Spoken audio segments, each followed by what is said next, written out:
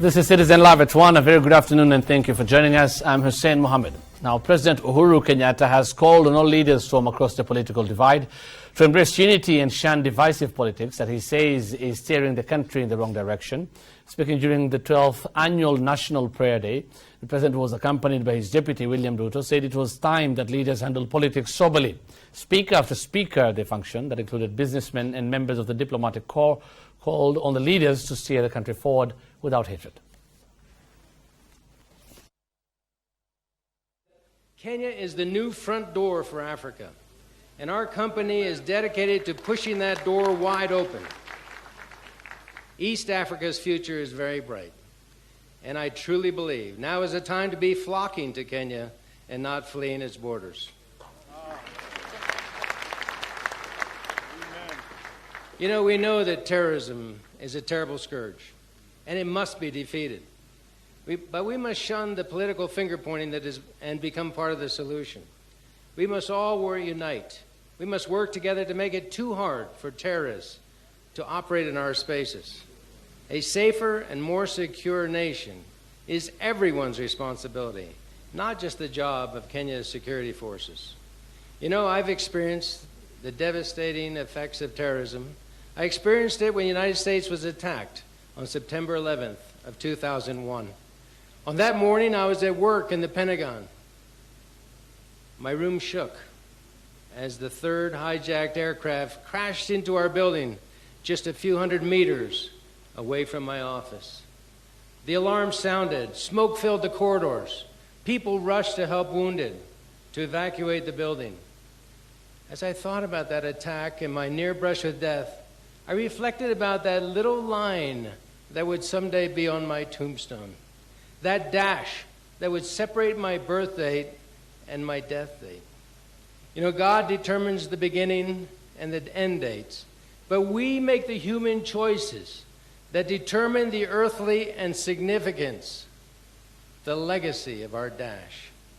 Hopefully we'll leave this morning with a little bit more understanding and a little bit more thinking about what will characterize our dash, what will constitute our little line, how we will be remembered after we die, how we can make a positive difference by doing the right things and doing the right things right.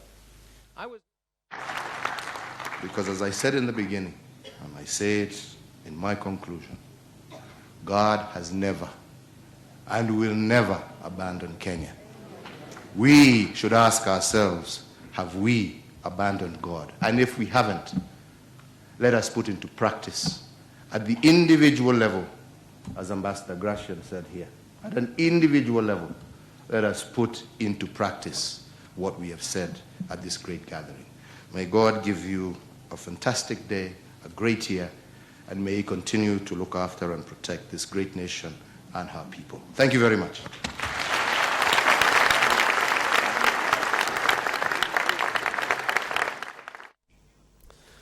There is a temporary reprieve for journalist Walter Baraza, who is wanted by the ICC for allegedly interfering with prosecution witnesses after the Court of Appeal halted his arrest and extradition until his appeal is heard and determined. The High Court this month ordered for the arrest of Baraza, setting in motion the process of extraditing him to The Hague. Justice Richard Mwongo ruled that he was satisfied with the reasons given by Interior Cabinet Secretary Joseph Ole Lenku for the arrest of Baraza and that there were no reasons to decline the request by the ICC to have Baraza extradited to The Hague.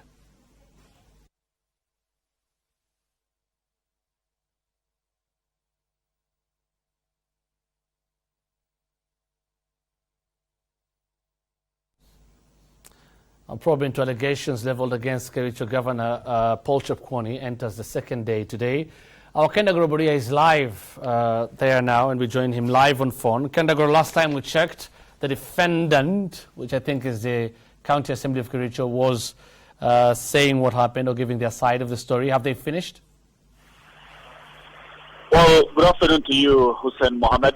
We are indeed in the second day of the hearings of Governor Chepkwony's proposed impeachment, which was, of course, proposed by the County Assembly of Kericho. And today, being the second day, is actually the governor's defense counsel trying to defend the governor against the allegations that have not been concluded yet. And the governor also had a chance to appear to sit and defend himself personally in today's hearing. Right now, there is a witness that has been presented by the governor. He is a bishop representing the Kipsigis Council of Elders coming on the defense of the governor. In a nutshell, Hussein, what the governor has tried to demonstrate today is that his impeachment has been as a result of malice and not anything to do with breach of any law by the side of the governor. He has tried to demonstrate that the Speaker of the County Assembly of Kericho was largely involved in his impeachment, leading demonstrations in the town of Kericho, and also some of his statements during the opening remarks on that impeachment day, which he showed to have told the MCAs that we need to impeach this governor. And so his defense mainly was based on the fact that there appears to have been an ulterior motive in the impeachment process, and that he was not even accorded time to be able to respond. His lawyers have also demonstrated the same.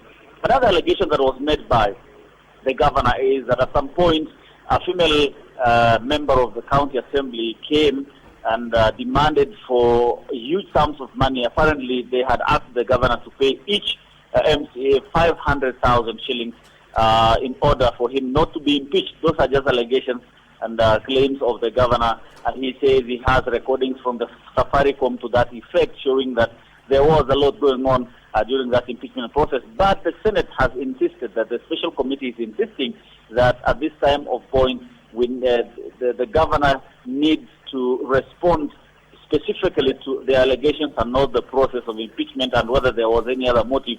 The task before the Senate is to substantiate the allegations against the governor and not really to look at the process. That is now ongoing. The witness is second to the dock, and we will be able to conclude that and commence cross-examination in the afternoon. That is after lunch, Hussein. Right, Kenda Gorobadi, of course, let's join him again. I'll be sure to catch him with what happened in our subsequent bulletins later in the day. Now, evangelical bishops from across the country are calling for a national dialogue forum aimed at addressing issues of economy, insecurity, governance and corruption in the country. Under the Evangelical Alliance of Kenya, the bishops have expressed need to form a dialogue forum, including all political leaders. The forum will be used to address issues affecting the country and find permanent solutions. Speaking at a news conference in Naivasha, Alliance Chairman Mark Kariuki urged the government to do more in eradicating corruption, saying it is a big hindrance to development.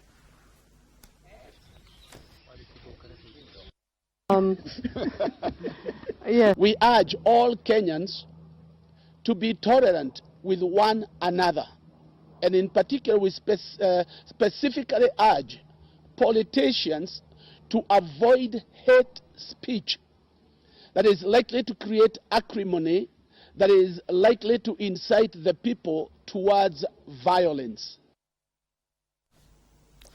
Now, more than 500 primary school-going pupils in Diwa constituency, Homa Bay County, today received a free jiggers treatment. According to the program manager, Michael Gwanda, the first phase of the project is set to target all primary school pupils, while the second phase of the project will target families who live in remote areas. The father said that the menace has resulted in many pupils dropping out of schools, thereby contributing to poor performance in national examinations.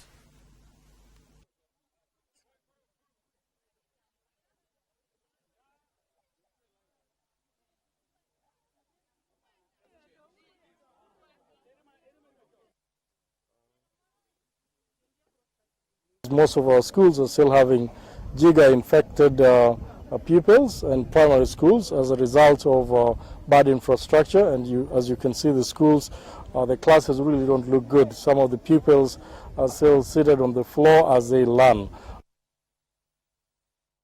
Nakuru residents woke up to a bizarre incident today after a suspected thief was found feeding on grass along Geoffrey Kamau Way. The man, identified as Raymond Mwangi, was first spotted at 3 a.m. carrying chairs while feeding on grass. It is suspected that he might have stolen the chairs from a local school. Good Samaritans, however, took him to the Rift Valley General Hospital.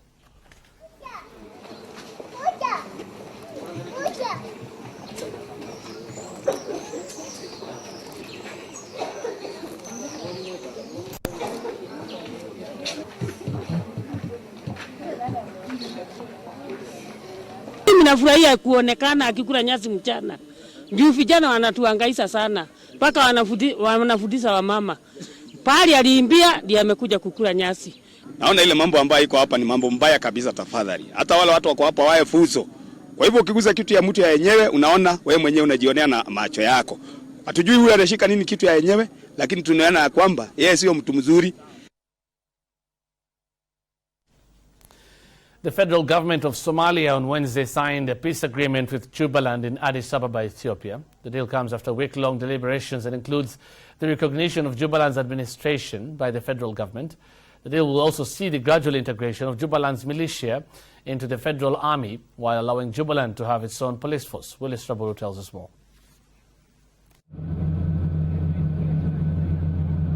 The deal was concluded after intense bilateral talks chaired by Ethiopia's Minister of Foreign Affairs, Professor Tedros Adhanom, in Addis Ababa on Wednesday. The Intergovernmental Authority on Development, that is IGAD, brokered the talks, which started on the August 20th and lasted for nearly a week. The discussions were concluded with a signing ceremony in the presence of many regional and international organization representatives, such as delegates from the European Union, the United Nations, and Somalia's Partner Forum. Under the agreement, Jubaland, whose capital is Kismayo, is 500 kilometers south of Mogadishu, will operate as a self-governing entity for an interim period of 6 months, while the name Juba Administration to replace Jubaland State of Somalia. Al-Shabaab, they are the common enemy. They make, the thief. He can thief even your bucket. You cannot say the thief is not, we have cleaned all thieves. They are Shabaab, you will get the same places, but they are not everywhere. Now this country is reconciled. This region is reconciled in a way that is making it possible for them to have a meeting here today where the assembly is being discussed. This is the effort of KDF and AMISOM troops who are here. Of course, with the support of the security forces of Juba, because without the local support, KDF and AMISOM will also not have realized the success they have. Sheikh Madobe was endorsed as the head of the interim administration and will be assisted by 3 deputies along with governors of Lower Juba, Middle Juba and Gado. Willis Raburu, Citizen at 1. We're taking a short break now on Live at 1. Business and sports news still ahead. Stay tuned.